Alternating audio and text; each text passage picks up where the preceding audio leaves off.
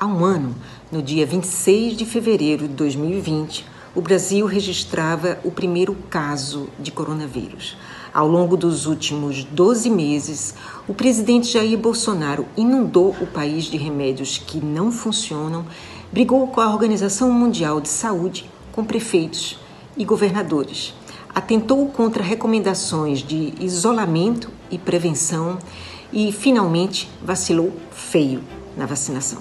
Há poucos dias, o país assistiu à prisão de um parlamentar por ofensas a ministros do Supremo Tribunal Federal. O presidente, no entanto, segue incólume, a despeito de declarações e atos que ajudaram a colocar o país no pódio mundial da Covid-19. Será que você se lembra de todas? Vamos revisitá-las numa linha do tempo. Se a gente temos um momento, uma crise, uma pequena crise, né? No meu entender, é muito mais fantasia a questão do coronavírus, que não é isso tudo que a grande mídia propaga pelo mundo todo. No dia que o presidente voltou dessa viagem a Miami, a Organização Mundial de Saúde reconheceu a pandemia.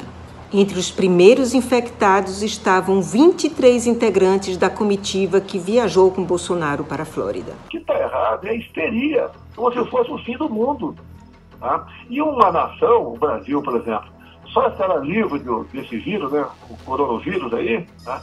Quando um certo número de pessoas for infectado e criar anticorpos. O Ministério da Saúde notifica a primeira morte por coronavírus. O presidente solicita ao Congresso a calamidade pública para suspender artigos da Lei de Responsabilidade Fiscal. No meu caso particular, pelo meu histórico de atleta, caso fosse contaminado pelo vírus, não precisaria me preocupar.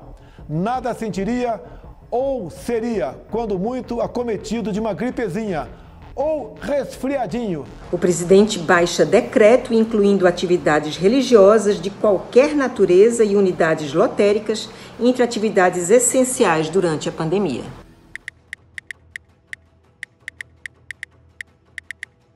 A produção de hidroxicloroquina pelo Laboratório Químico do Exército chega a 80 vezes a média histórica, com compra de insumos 167% mais caros que a média do mercado. Acho que não vai chegar a esse ponto, até porque o brasileiro tem que ser estudado. Ele não pega nada, vê o cara pulando em esgoto ali, sai, mergulha, tá certo?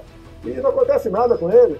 O governo lança a campanha O Brasil Não Pode Parar, com a informação de que no mundo todo são raros os casos de vítimas fatais do coronavírus entre jovens e adultos. O vírus está aí, vamos ter que enfrentá-lo. Vai enfrentar como homem, pô, não como moleque. Vamos enfrentar o vírus com a realidade, é a vida. Todos nós iremos morrer um dia. O Ministério da Saúde suspende as entrevistas diárias sobre a pandemia. O presidente dos Estados Unidos, Donald Trump, avalia a possibilidade de banir voos provenientes do Brasil. Ninguém vai tolher minha liberdade de viver, ninguém. Luiz Henrique Mandetta se queixa em entrevista ao Fantástico que o brasileiro não sabe a quem escuta, se é o presidente da República ou o ministro da Saúde. Bolsonaro demite Mandetta e empossa Nelson Teich. E daí? Lamento, quer que faça o quê? Eu sou Messias, mas não faço milagre. Estudo do Imperial College de Londres mostra que o Brasil tem a maior taxa de contágio do mundo, ultrapassando assim a China em número de casos confirmados. Gostaria que todos voltassem a trabalhar, mas quem decide isso não sou eu, são os governadores e prefeitos. Acompanhado de empresários, Bolsonaro atravessa a pé a Praça dos Três Poderes para uma visita ao então presidente do Supremo, Dias Toffoli, a quem se queixa da decisão pela autonomia dos estados e municípios na gestão da pandemia. Os senhores, com todo respeito, tem que chamar o governador e jogar pesado. Jogar pesado porque a questão é séria, é guerra. Teich alerta sobre os efeitos colaterais da hidroxicloroquina. O presidente edita uma medida provisória que isenta agentes públicos de responsabilização por atos e omissões na pandemia. O Congresso não vota e a medida caduca. Quem for de direita, toma cloroquina. Quem for de esquerda, toma tubaína. O Brasil ultrapassa a marca dos 1.000 mortos pelo coronavírus em 24 horas. Teich pede demissão. Assume interinamente o general Ernesto Pazuello, que adota protocolo para uso da hidroxicloroquina. Como, por exemplo, lá atrás, na Guerra do Pacífico, né? O soldado chegava ferido, sangrando, precisando de uma transfusão e não tinha sangue para fazer a transfusão dele. O que fizeram naquela época? Começaram a injetar, não sei como, né, água de coco na veia do soldado aí que havia perdido muito sangue. E deu certo. Se fosse esperar uma comprovação científica, a coisa não teria morrido naquela época. Os Estados Unidos proíbem a entrada de estrangeiros que tenham partido do Brasil. E Bolsonaro passeia a cavalo por Brasília durante os atos antidemocráticos. O Supremo Tribunal Federal decidiu que essas medidas estão a cargo dos respectivos governadores e prefeitos. E o desemprego também mata.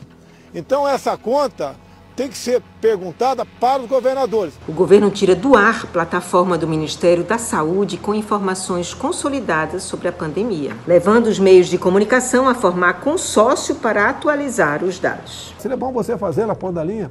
Tem um hospital de campanha perto de você, tem um hospital público, né? Arranja uma maneira de entrar e filmar. Muita gente está fazendo isso, mas mais gente tem que fazer para mostrar se os leitos estão ocupados ou não, tá? Se os gastos são compatíveis ou não. A Universidade Johns Hopkins coloca o Brasil como o segundo em número de mortes.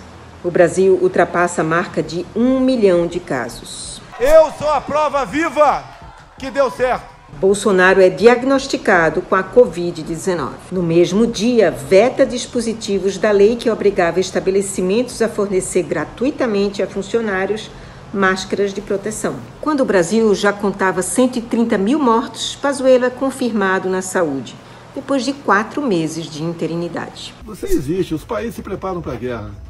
Está com bombas, né? Aí tem a guerra nuclear, bacteriológica, o pessoal mexe com vírus laboratório. Pode ter escapado isso aí. O Ministério da Ciência e Tecnologia anuncia estudos sem evidências sobre a inibição da carga viral com o vermífugo Anita.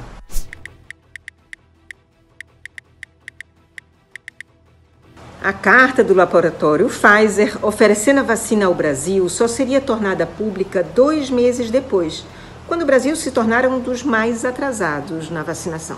A questão da máscara, eu não vou falar muito porque ainda vai ter um estudo sério falando da efetividade da máscara. O último tabu a cair. A Anvisa autoriza a prorrogação excepcional da validade dos testes depois que mais de 6 milhões de kits perderam a validade. Eu não vou tomar vacina. E ponto final. 11 ex-ministros da Saúde publicam um artigo denunciando a estratégia brasileira de vacinação. A pandemia, realmente, ela está chegando ao fim. Os números têm mostrado isso aí. Estamos com a pequena ascensão agora, o que chama de pequeno repique, né? Pode acontecer.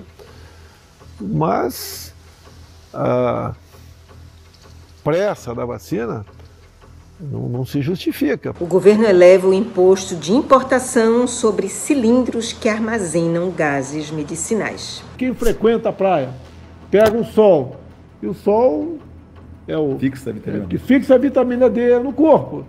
Tiveram problemas graves? Não. Então nós temos até a solução que está aí. O Supremo concede liminar para impedir que a União requisite agulhas e seringas contratadas pelo Estado de São Paulo. Nós demos dinheiro, recursos e meios.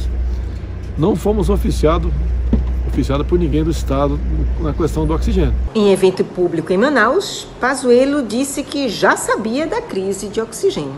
O governo escolhe a capital do Amazonas, onde se acumulam mortes por asfixia, para lançar o aplicativo que sugeria hidroxicloroquina e ivermectina até para bebês. O pessoal fica buscando alternativas, já que não existe um remédio específico para aquilo. E tem tudo, né, pelo que tudo indica, o tratamento da Covid em casos graves, através desse spray, tem tudo para dar certo. Bolsonaro informa sobre a negociação da compra de um spray nasal de Israel. Único país que já conseguiu o patamar seguro de imunidade para sua população, não com spray nasal, mas com vacina. Ao fim de um ano, o Brasil ultrapassa os 10 milhões de casos de coronavírus e 250 mil óbitos. 10% do total global, o que é uma proporção 3 vezes superior à da população brasileira no mundo.